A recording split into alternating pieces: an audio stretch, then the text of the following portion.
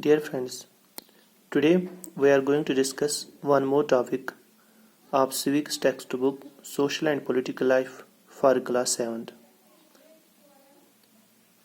This topic is of chapter 1st on equality. In the previous video, we have discussed the story of Kanta, how Kanta enjoys the equality in right to vote,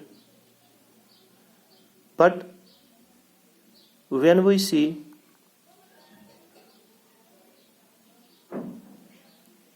in other spheres of life, she is not enjoying that very freedom, or she is not enjoying that very equality. Clear? Regarding her living and working conditions. Today we are going to discuss, does equality exists in India or other kind of equality? Clear?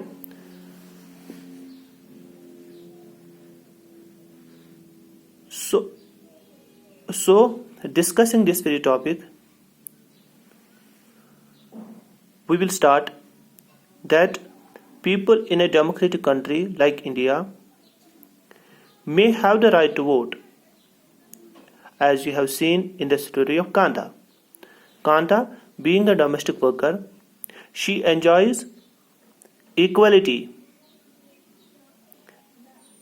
in the right to vote.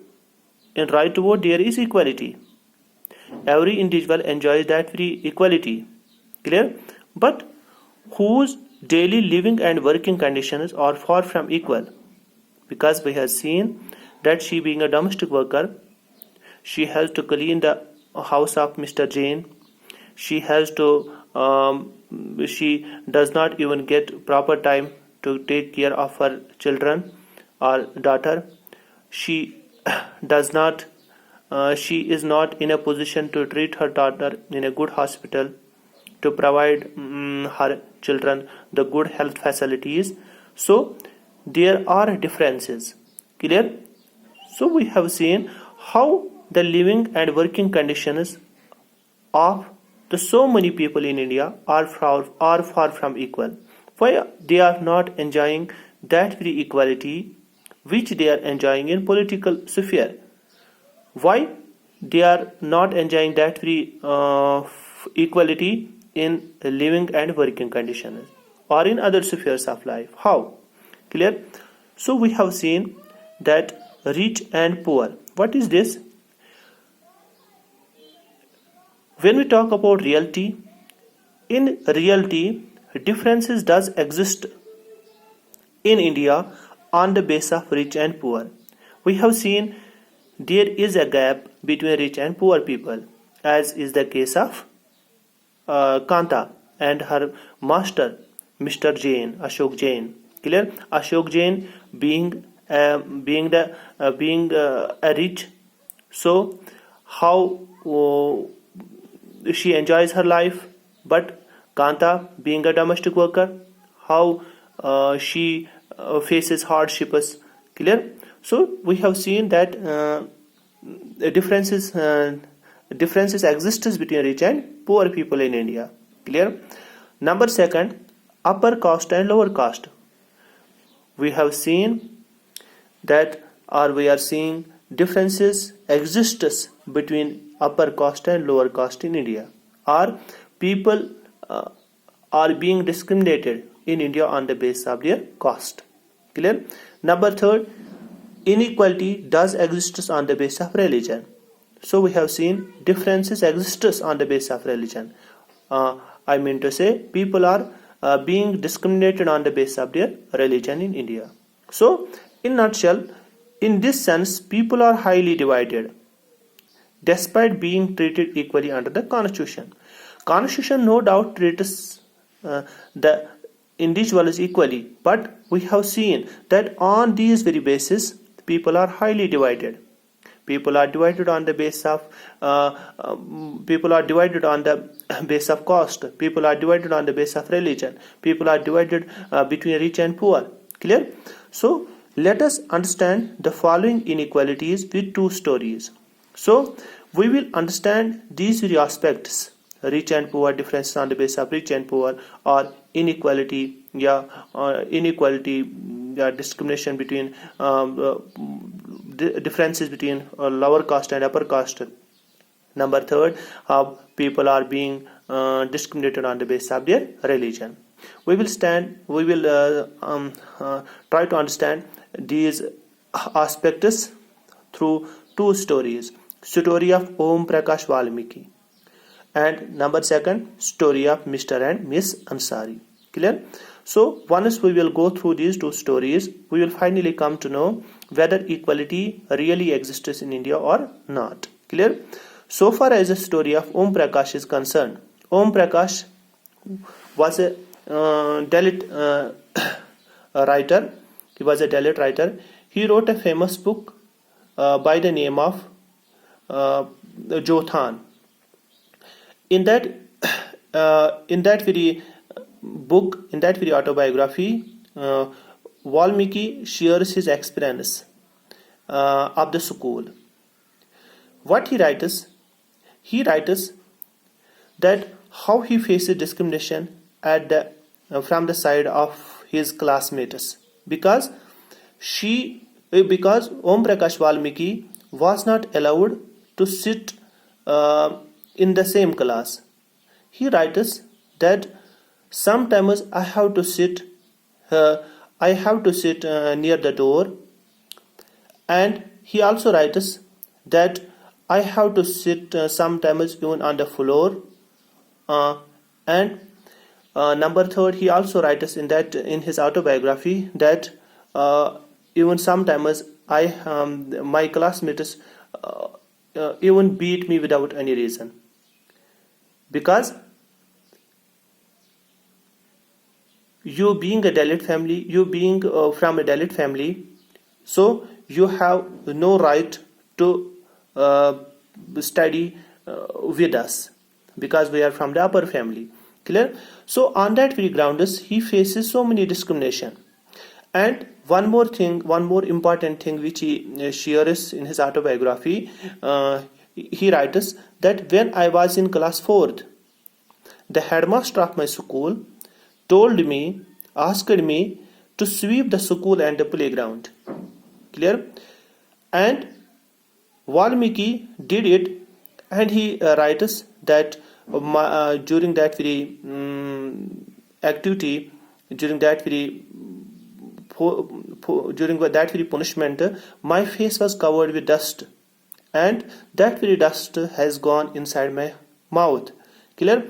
And he also writes that the other children of my class were studying, and I was the lone person who was sweeping the school and the playground. Clear? So this is all about this is Valmiki's story. So if we come to the conclusion, we may say that Valmiki, being from the Dalit family, is not being allowed to study in the same class in which the people from higher castes or the people from other castes are studying. Clear? So we have seen that how his dignity is being violated. Clear? He is not treated equally. Clear? So number second, so he is being discriminated on the basis of his caste. Clear? Number second, it is the story of Mr. and Miss Ansari. Mr. and Miss Ansari are the husband and wife. Clear? So they are good. They are rich people. They have enough money. So what is their story? Mr. and Mrs. Ansari are in search of an apartment in one of the city of India. Clear? So what they did, they consulted a property dealer who would arrange an apartment for them. Clear? So they went to a property dealer and told him about the plan. Clear? The property dealer, what they did, the property dealer took them to an apartment, but and both Mr. and Miss Ansari liked that very apartment very much, and both decided that we will took that very apartment on rent. But when the landlord of that very apartment came to know about their religion, about their names, the landlady refused to give them that very apartment because she made an excuse that we are not providing the apartments to the people who are meat eaters. Clear? So after that they went to the second landlady, and after that they went to the third lady, but the second and third lady also made the same excuse that we are not providing the apartment to the people who are meat eaters. Clear? Finally, the property dealer told Mr. and Miss Ansari that you will change your names. You will change your names and call yourself by the name of Mr. and Miss Kumar.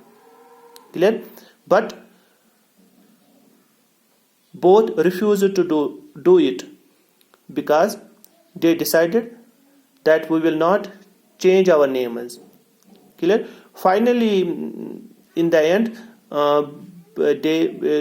they found an apartment. They found a lady who was willing to give them a place on rent, who was willing to give an apartment to them on rent.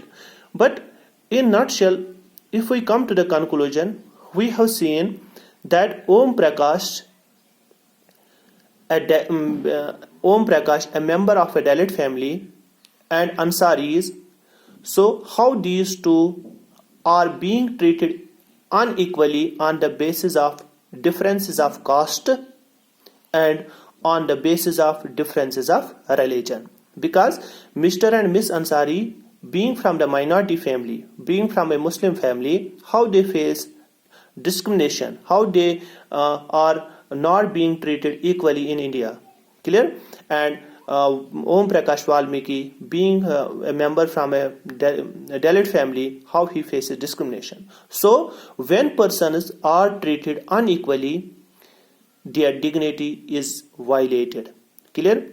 So as we have seen, the dignity of both Om Prakash Valmiki and the Ansaris, Mr. and Miss Ansari, was violated because of the way in which they were treated. Clear? So this is all about the story of Om Prakash Valmiki and the story of Mr. and Miss Ansari. Now my question to you people, to you dear students, is: does the equality in voting ensures equality in all spheres of life? So this is your assignment.